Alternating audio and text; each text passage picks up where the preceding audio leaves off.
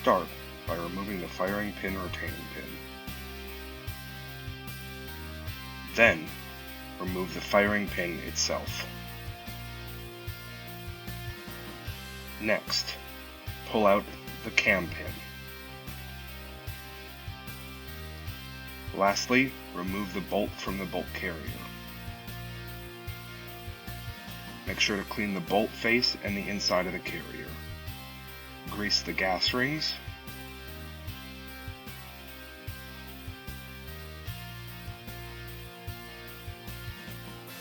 Put the bolt back in the position shown.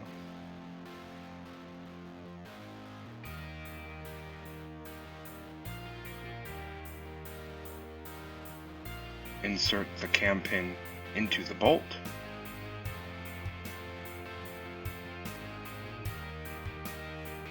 Rotate it to the side as shown.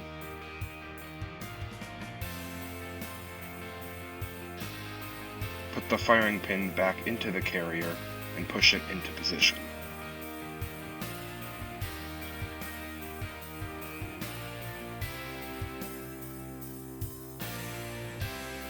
Finally, put the retaining pin back in.